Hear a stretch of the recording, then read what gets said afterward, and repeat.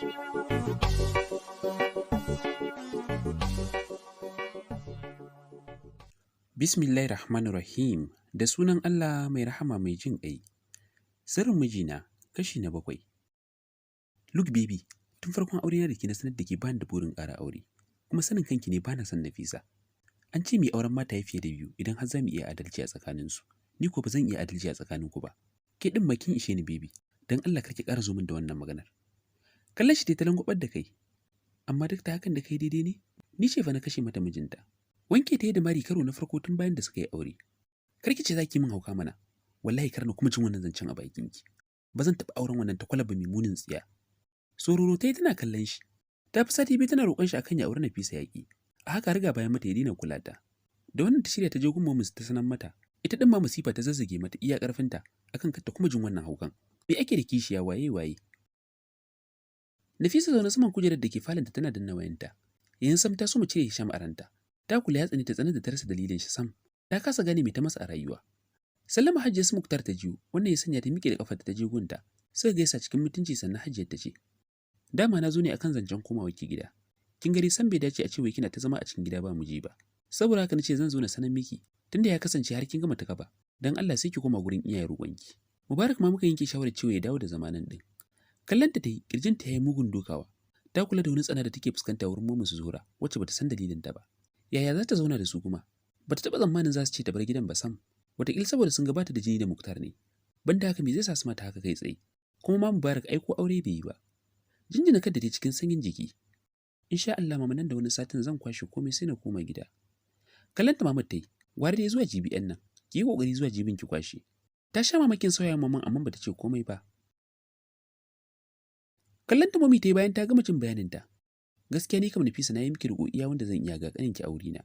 Ga ki ga yayanki, saboda aiko su da ni ce uwar shi. Komai nashi ni ce, yaya zaki ce kuma nan zaki dawo?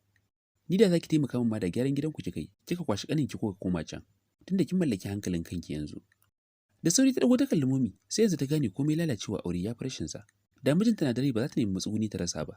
Muryar ta na rawa ta ce, "Momi dan Allah ki min rai ko dan mutane. Yanzu za su ce ina zaman banza ni kaɗai a gida. Kuma kin ga yanayin aiki na, ina zan kai shirin idan zan tafi." Kallon shaƙiƙi ta mata, "Shin ni kamar wai Nafisa yanzu duk mutuncin da ni muku ba kya gani? Ku koma dangin ubanku mana. Kina fa ganin Allah ne kawai ya kubutar da Zuhura na duk a sanadinki." Mamakin kalamanta ya sanya Nafisa ta kasa magana, sai hawayen da ɗaya ke bin ɗaya. Ya Jalal da ke zaune ya ce, "Mumi babu fa inda Nafisa take da shi da yafi gidan nan. Yaushe ma kyau kusa rasa Zuhura akan Nafisa. Ita da aka wa asarar miji fa. Ki janye zancen komawa su wani wurin anan za su zauna. Allah ya ba ku hakurin zama da juna." Shiru ta saboda ta san ya fi ta gaskiya. Ita dai tunda Zuhura ke son Nafisa ta auri mijinta, ta ji ba ta son yarinya ko kaɗan. Gashi Zuhura ta kasa gane abin da take nufi. Da na sani ne mara adadi zai biyo bayan wannan haukan da take shirin haɗawa. Yau ma kamar kullum, Nafisa daga ofis kai tsaye gida ta wuce, da yake ta koma gidan su Zuhura, duk da yake san ba ta jin daɗin zama da momi yanzu. Damuwar ta mata yawa har take manta da zancen Hisham a rayuwarta. Kullum fatanta ta samu miji ta yi aure. Yanda yake nuna halin ko in kula akan ta, ita ma haka take masa san ba ruwanta da shi. Wurin aiki gaisuwa kawai ke shiga tsakaninsu, sai kuwa magana aiki idan ta taso. Gaida momi ta amsa ciki kamar yadda ta saba. Bata damu ba ta wuce ɗakinsa abinta. Idan da sabo dama ta saba. Ko zama bata yi ba momin ta shigo. Ke Nafisa, dadi ya ce a sanar da kike fito da miji ki yi aure. In dai ba kuma kima kamar yadda mijinki ya sanya wa Zuhra ido, haka kima kika sanya wa mijinta ido ba. Kirjinta ne ya duka, ta sani wannan sharin momi ne, sam dadi ba zai ce haka ba. Dudu yaushe ta gama ta kaba. Wata 3 da suka wuce, mijinta ko shekara 2 da mutuwa ba. Lalle duniya juyin juyi ce. Ita yanzu ina ta ga mijin aure. Me ma ya kawo maganar mijin Zuhra? Kudi dama shine momi ke wa dage-dage. Sam ita ma ta manta yanzu. Idan ba gida Zuhra ta zo ba sa haduwa, sai su yi wata ba su haɗu ba. Wani zubin ma koda ta zo tana gun aiki. Takaicin duniya duk ya ishe ta, ta ma rasa me za ta ce. Haka har momin ta fita daga ɗakin bata lalubo bakin magana ba. Ta yi late sosai, bacci ne ya sure ta. Yau suke da ward round. Gashi har 9:15 na safe bata ma kai asibitin ba. Bari sai wuraren da rabi ta ƙarasa ward ɗin. Ko da ta je sun ga garo ya fi 3. Bin bayan su tana so ta ba shi hakuri amma ya haɗe fuskan nan ta mau. Ita ta mugun ƙagara ta kammala housemanship ɗin nan. Idan ta dawo san ba za ta zo wurin mata ba. Canjawa za ta yi zuwa ɗakin yara, ya fi mata kwanciyar hankali da wannan mugun halin nashi. Monsa shine abin da ta furta, amma gugan ko kallon inda take bai yi ba. Haka suka ƙari bai tambaye ta komai ba. Bin bayan shi ta zuwa office ta ce bayan ta kalle shi. "Sir, I'm so sorry please, bacci ne ya kwashe ni. Saboda daren jiya na yi fama da ciwon kai ban samu bacci ba." Kala bai ce mata ba har ta juya ta fita cikin jin zafinsa sosai da sosai. Har kwalla sai da ta yi. Me ta yi mutane suka tsane ta? Ko ƙwaro bata kashe bare a ce ta yi kisan kai. Tana zama a doctor's common room ɗinsu. Ta cire takalminta ta kwanta saman gadon nasu, sai kuka ya kwace mata. Dama bata tarar da kowa ba. Ta fi minti 30 tana kukan da ya haddasa mata da tsananin ciwon kai mai haɗe da jiri. Idan nan daman gashi ƙanana ya ƙara shiyewa ciki ya jajir. Fuskar ta yi luhu-luhu dama ga uban kumatu. Gabaki ɗaya tausayi rayuwar ta take ji a 'yan kwanakin nan. Matsayinta na likita ta tabbatar da kanta hawan jini ne da ita, saboda yawan tarin damuwar da ke cikin ranta. Allah ya yi ta mace mai tsananin yawan ta sha'awa, ga kuma ƙaddarar da ta afka mata. Gani take butulcewa Allah ne da ni'imar bata muktar da yake tambayar ta, saboda a da bata tsinta kanta da tsantsar sha'awa kamar yanzu, har ta so maramewa. Tana zargin kanta da sanya sha'awar wani mijinta alhalin tana da auren da ta yi a da. Da bata saurari batutuwan zura ba masu zuwa da sautin aman shedan, da bata afka cikin wahala ba. Yanzu ya za ta yi? Tana haka Dr. Shamsiya ta shigo ta same ta a ɗakin. Da sauri ta yi kanta ta bata magana har ta tsage ta, amma far ta so sumewa a wurin. Taimakon gaggawa aka bata zuwa emergency, inda a gwajin farko aka tabbata akwai cutar hawan jini a jikinta. Duk wannan bidirin da ake yi samsam Hisham bai da labari, sai da ya aika kiranta ake gaya masa. Ya sha mamakin jin wai tana da hawan jini. Ya mutuƙa jin tausayinta ba iyaka, bai so ta da kamuwa da cuta ba. Kan haka yawa zuwa waya ta garzayo asibitin, sai da ta yi kwana 3 aka yi discharging ɗinta, inda ya bata sabon hutu na kwana 5 zuwa sati har ta warke. Zaune take a ofis ɗinsa suna fuskantar juna, ya tattare nutsuwar shi kacokan zuwa gare ta. Ya ce da ita cikin sanyin murya, Fi, menene damuwarki a rayuwa? Hawan jini fa mai yawa aka ce kina da. A in shekarunki har zaki tarwatsa rayuwarki haka? Cuta hawan jini ai ba cuta bace mai kyau ko a manya, bare ku yara. Dududu shekarunki nawa Nafisa? Dan Allah sanar da ni Fi, me yake daminki? Zuwa wannan lokacin har kwalla ta tara idanta. Sosai ta kasa ɓoye damuwarta, saboda bata taɓa gaya kowa ba shi yasa abin ke so ya kashe ta. Ta zayyane masa komai game da kyarar da take gani a gummomi, ta ƙara da cewa, ban san laifina ba a kisan da Zura ta wa Muktar. Me zai sa ni kowa ya kama ya tsane ni? Me na maka ya Hisham? Da can baka min haka ba sai yanzu. Idan wani abin ne maka sai ka gaya min ya Hisham. Ya kuke so ne da raina? Zura ce abokiyar shawara da jin matsalolina. Ita ma ta sauya mun bata sakin jikinta da ni. Hasali ma nauyina take ji. Idan na kira su da sunan ma fitina, ya ce na dame shi bani da haƙuri. Bani da uwar da zan gaya wa matsala ta ya Hisham. Bani da abokiyar shawara. Yar uwa ta Zura ta daina min kamanta ya zan yi. Shiru ta ci gaba da kukanta, yayin da ta yi mugun karen masa da zuciya. Ya lungwabar da kai, zuwa yanzu ji yake tamkai kai mata kyakkyawar runguma. Sai ta nutsuwar sai ya ce, ki yi haƙuri Nafisa, ki gafarci ni ba zan ƙare miki wannan ba ma. Kuma dan Allah na zama yayinki, abokinki, amininki, ƙawaiki, ƴar uwarki, na zama miki komai ma kin ji Nafisa. Dan Allah ki daina damuwan nan. Hankali na ya tashi sosai da jin kalar ciwon da ke gare ki.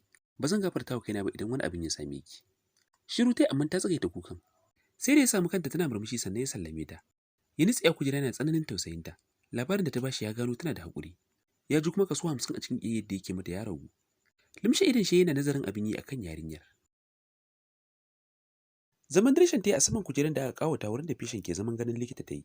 Wani kukan take so ta yi, tun ɗazu mutane sun yawa, ba za ta iya kukan ba sam. Yanzu ko sun ɗan tsahir ta sosai, wanda ya bata damar fashewa da kuka iya ƙarfinta. Me ta muhun Zura za ta kore ta daga gidan, dan ta ga dadi baya ƙasar. Menene laifinta a rayuwa? Allah ka kawo min agaji, Allah ka bani mai sona, Allah ka tallafi maraici na ya Allah. Allah ya Allah ka duba maraici na ka agaza min. A ta gefen wundan da take, CMD ne na asibitin da kuma wasu mutum 3 masu take masa baya. Mantuwa ya tsaya domin baiwa ɗaya daga cikin su kina ofis ɗin shi domin ya ɗauko masa. Kallon ɗayan yayi bayan ya dakata da magana ya ɗan ɗaga masa hannu alamar ya shiru. Malam Sani kamar kuka nake juya daga cikin ɗakin nan. Darin sanawa ya ce, "Yalla bai haka ni ma nake ji. Daga cikin gani emergency ɗin nan ne. Kuma kamar kukan babba ma gashi yanzu 4 ta gota. Su kan ma ai sun jima da watsewa kamar ba kowa. Je ka dubo sai ka same ni a mota kai da Awwal." Har ya juya sai kuma ya dawo ya kwalla masa kira ya ce, "Je ka mota kai min jaka na ungwaki, bari in duba da kaina." Risnawa ya karba sannan ya juya. A hankali ya tura kofar ya shiga, wanda Nafisa bata ma san da zuwansa ba. Sun kuyawa ya har ƙasa sosai kusa da ita ya ce, "Baiwa Allah lafiya dai?" Da gujajen idan ta dire su akan sa. A take ta miƙe ta ce murya na rawa, "Barka da wuni yallaɓai." Kasancewa ta san shi tunda shine chief medical doctor na asibitin gaba ɗaya. Miƙewa shi ma kasancewa ya gane yarinyar ya ce, "Dr. Nafisa, you? Why?" Kasancewa shi dan boko ne ga kuma gawi na ratsa shi. Matashi ne dan kimanin shekaru 37 a duniya. Yana ji sosai da kuruciyarsa ta shiga jerin matasa. Sa'a ya ci da kuma ƙwarewar shi ya kai shi wannan babban matsayi cikin ƙanƙanin lokaci. Sadda kanta ta yi ƙasa sosai ta ce, "Kaina ne yake min ciwo." Kallon da ya gyara zaman madubin idon shi. Ya karkace kai sannan ya ɗage gidan shi ɗaya, abin da ya zama mai ɗabi'a. Lokaci ɗaya ɗage kafaɗin shi duka biyu, haɗe da sanya hannayen shi duka biyu cikin aljihun wandon sweet baƙaƙe da ke jikin shi. Me yasa zaki yi ƙarya? Ko yaro ne yake ciwon kai ba zai zauna a nan yana rusa uban kuka shi kaɗai ba, bare zan kaɗai ɗaya budurwa irin ki. Idan aka mutuwar mijinki ne, ki sani haka Allah ya tsara. Dan Allah ki haƙuri kake jawo kanki wani ciwon. Girgiza masa kanta ta yi alamar gamsuwa da bayanansa, ta furta da kyar. Na gode sa. Bai jira komai bai juya ba gurin, ita ko ta fito kai tsaye gidansa da iyayensa ta wuce. Dama ta sani sa'an ta amara su gyara mata shi, tunda yake momi ta kore ta. Ita kanta Zura bata san me ta mata ba ko ta bata dagawa. Da sallama ta shiga suka gabatar mata da abincinta. Ta dan tsakura kaɗan. Ta je ta watso ruwa ta yi sallar la'asar ta kwanta. Aikin kenan na uban tunani, ba ta samun isasshen bacci sam. Hawaye ta so mai, ita ba wani kuɗin ba yanzu da ta soma sabis. Kuma shi kenan 'yan kuɗin da za ta samu ƙarshen wata bai fi 20,000 ba.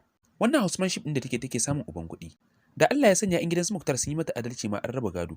Har ta samu gidaje kusan 3 da mota ɗaya. Sannan ga fili biyu ga maƙudan kuɗi. Ga da rashin mutunci Momi da Shiram ta haɗo ta. Sallama Anta Amra ne ya katse mata tunaninta.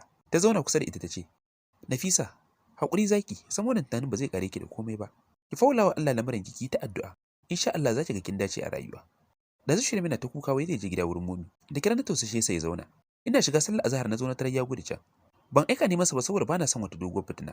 Sannan kuma mijin Zuhra ya aiko da buhun shinkafa 3 da samo buhu 2 mai pieces a ciki. Da kuma katan na taliya da makaroni da kayan shayi da kuma 30,000. Ya ce ki ce fanan gida. Tashi zaune tana kallon Amra. Da kanshi ya zo ko aiko waye? Da kanshi ya zo, ya kuma ce idan kin zo ki kira shi a waya. Ina neman layin ki baya tafiya.